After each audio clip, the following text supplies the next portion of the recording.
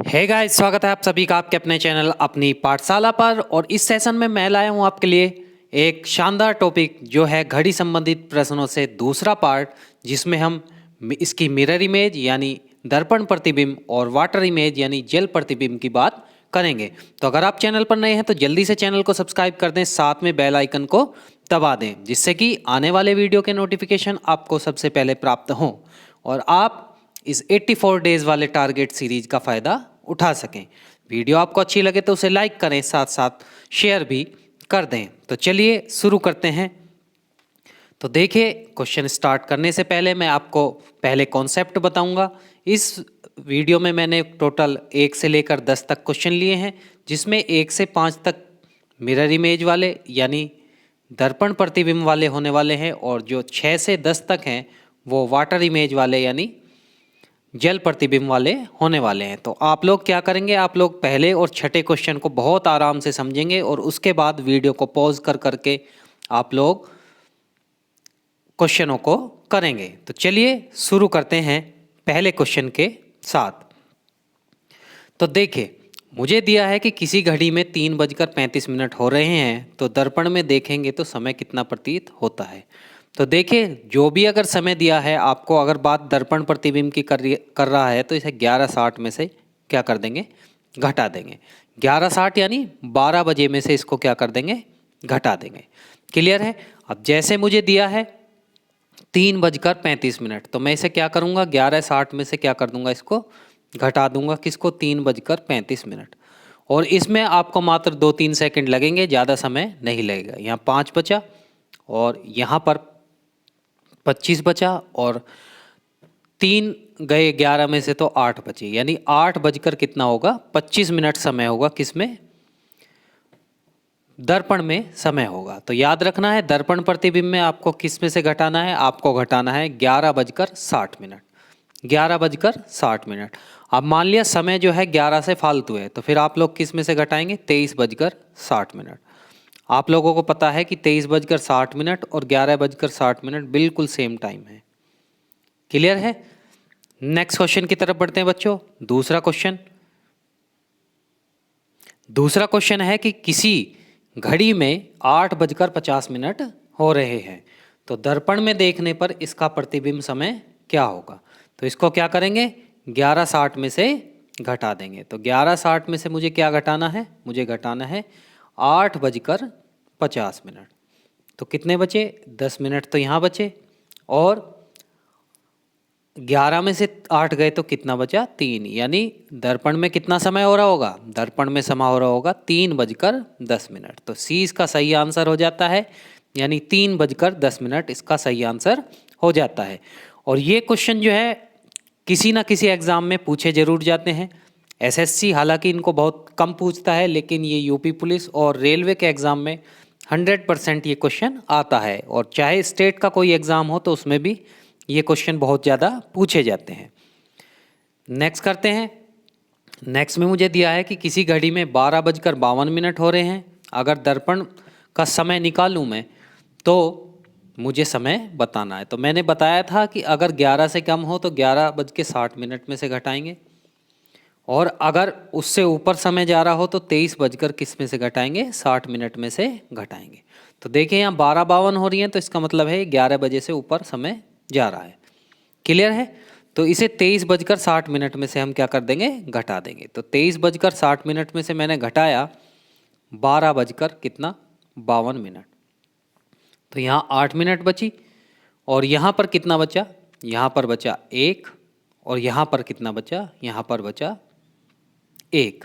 यानी 11 बजकर कितने मिनट होंगी, 8 मिनट हो जाएंगी। यानी इसके अकॉर्डिंग इसका आंसर कितना हो गया, इसका आंसर हो गया कितना, 11:08। क्लियर है। एक बात और बताना चाहता हूँ, यहाँ पर अगर मुझे सेकंड भी दे रखी है, यानी अगर यहाँ पर देता 12:52 और 8 सेकंड, तो मुझे कुछ नहीं करना। मुझे पता है कि 1 मिनट में 60 सेकंड होती हैं, तो फिर मैं किस में से घटाऊंगा, फिर या तो मैं 23:59 और 60 सेकंड में से घटाऊंगा, या 11:59 और 60 सेकंड में से घटाऊंगा। ये तब है जब सेकंड का समय भी दिया हुआ। क्लियर है। नेक्स्ट क्वेश्चन की तरफ बढ़ते हैं। नेक्स्ट क्वेश्चन है कि किसी घड़ी में 1:22 56 सेकंड हो रहे हैं, तो इसका दर्पण प्रतिबिंब यानी मिरर इमेज मुझे बतानी है। मिरर इमेज मुझे बतानी है। दर्पण प्रतिबिंब यानी मिरर इमेज। जो इंग्लिश मीडियम वाले बच्चे हैं तो देखिए, अभी मैंने बताया कि अगर सेकंड भी दे रखी हो तो या तो मैं 11:59 में से घटाऊंगा। कब? जब समय 11 से कम है। तो ये 11 से कम है एक, क्लियर है। या फिर 23:59 में से मैं क्या कर दूंगा? घटा दूंगा। क्लियर है। तो यहाँ मुझे 11:59 में से घटाना है क्या? 1:22 तो कितना बचा? यहाँ बचा 4 सेकंड, और यहाँ 9 में से 2 गए 7 बचे, और 5 में से 2 गए 3 बचे, और 11 में से 1 गया, कितना बच गया? 10। यानी जो समय होगा वो 10:37 और 4 सेकंड होगा। 10:37 4 सेकंड। कौन सा ऑप्शन सही हुआ? बी ऑप्शन मेरा सही हुआ। तो ये क्वेश्चन 1 नंबर आपको देकर जरूर जाएगा। बहुत आसान सी ट्रिक है कि दर्पण प्रतिबिंब अगर मुझे निकालना है घड़ी का तो 11:60 में से, और अगर सेकंड दे रखी है तो 11:59 में से क्या कर लेंगे? घटा लेंगे। क्लियर है बच्चा?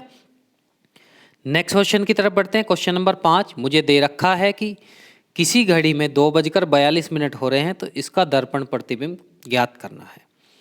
तो 11 बज के किस में से घटा देंगे? 60 मिनट में से, क्योंकि इस बार सेकंड नहीं दे रखी है। क्या घटा देंगे? 2:42।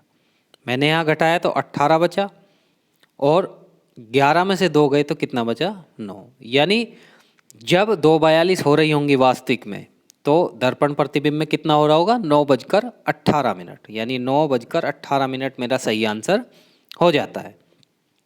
तो इस तरह से दर्पण प्रतिबिंब वाला क्वेश्चन जो है समाप्त होते हैं। अब 6 क्वेश्चन से करेंगे हम जल प्रतिबिंब। तो जल प्रतिबिंब का कॉन्सेप्ट एक बार आप लोग समझ लीजिए। देखिए, जल प्रतिबिंब और वास्तविक प्रतिबिंब का जो समय का योग होता है वो 6:30 होता है। यानी अगर मुझे वास्तविक समय दे रखा है तो उसे या तो 6:30 से, या आप लोगों को पता होगा कि 6 बजे को ही 18:30 कहते हैं। तो या तो आप लोग घटा दीजिए 6:30 में से या 18:30 में से। कैसे पता करेंगे? कि अगर 6:30 तक का समय है तो यहाँ से घटाएंगे, और अगर उससे ऊपर चला गया यानी 7 बजकर, 8 बजकर, 9 बजकर, 10 बजकर, 11 या 12, तो फिर हम किस में से घटाएंगे? हम घटाएंगे 18:30 में से। अब क्वेश्चन देख लेते हैं। तो आप लोग नोट करेंगे कि जो दर्पण है, दर्पण प्रतिबिंब में से किस में से घटाते हैं? 11:60 से। और जल प्रतिबिंब में से किस में से घटाते हैं? 6:30 में। और इसको 24 घंटे में बदलेंगे तो 23:60 हो जाएगा, और इसको बदलेंगे तो कितना हो जाएगा? 18:30। तो ये बात आप लोग नोट कर लेंगे या याद रखेंगे। क्लियर है? अब क्वेश्चन देख लेते हैं। यदि किसी घड़ी में वास्तविक समय 10:18 हो तो जल प्रतिबिंब निकालना है।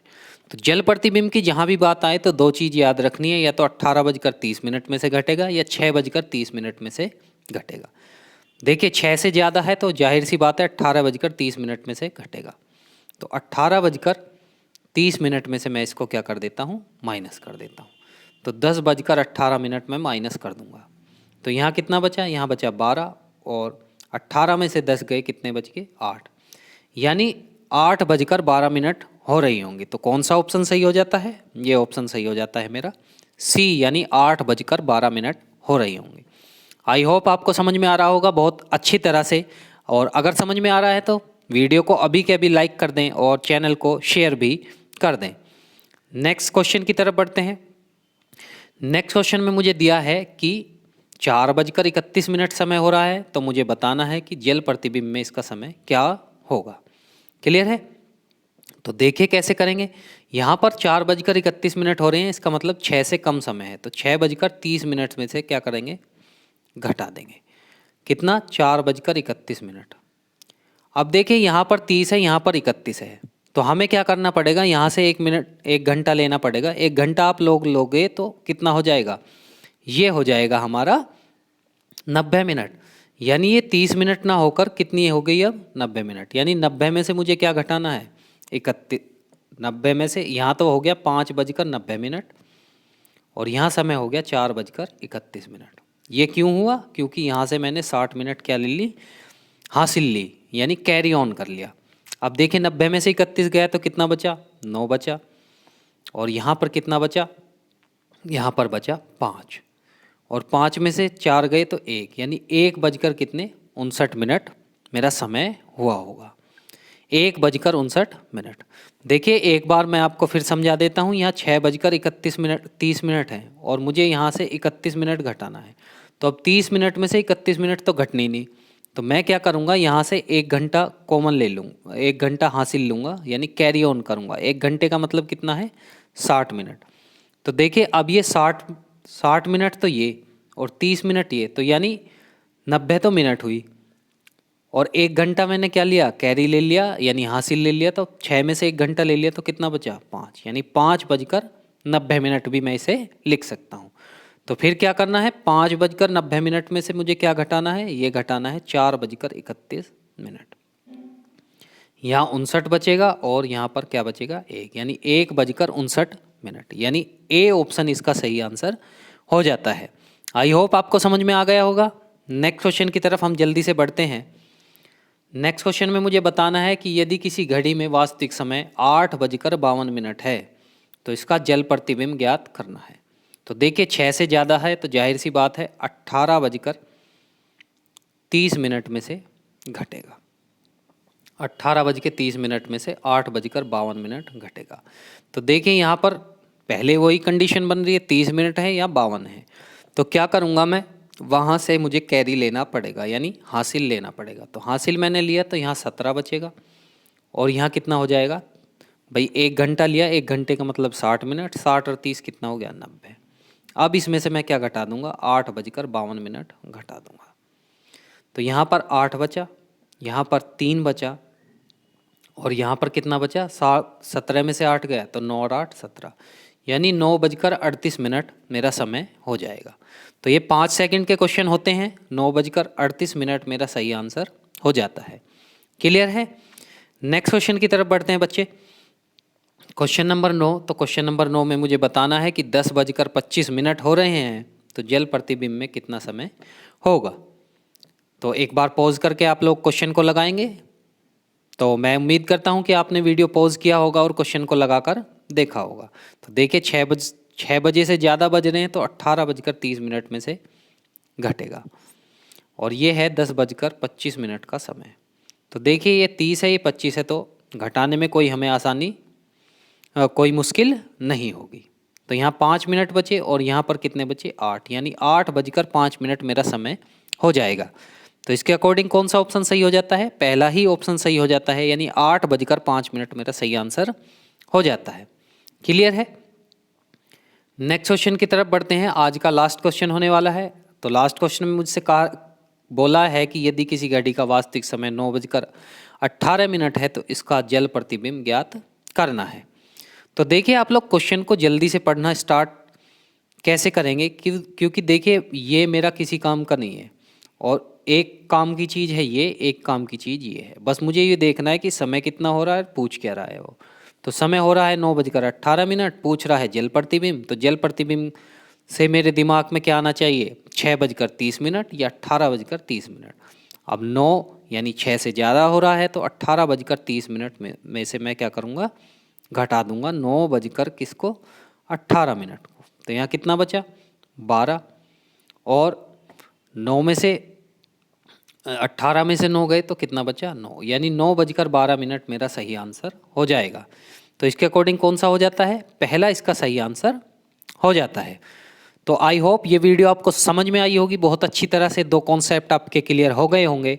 तो अगर आपको वीडियो अच्छी लगी है तो कमेंट बॉक्स में मुझे कमेंट जरूर करें, या आप लोग वीडियो में कुछ बदलाव चाहते हो तो तब भी मुझे कमेंट करें, और वीडियो को लाइक करें, चैनल को ज़्यादा से ज़्यादा शेयर करें। और आपका कोई रिलेटिव या कोई दोस्त रीजनिंग या मैथ की बेसिक से तैयारी करना चाहता है तो उसको ये चैनल ज़रूर भेजें और सब्सक्राइब करें। इन्हीं शब्दों के साथ मैं आपसे विदा लेता हूँ।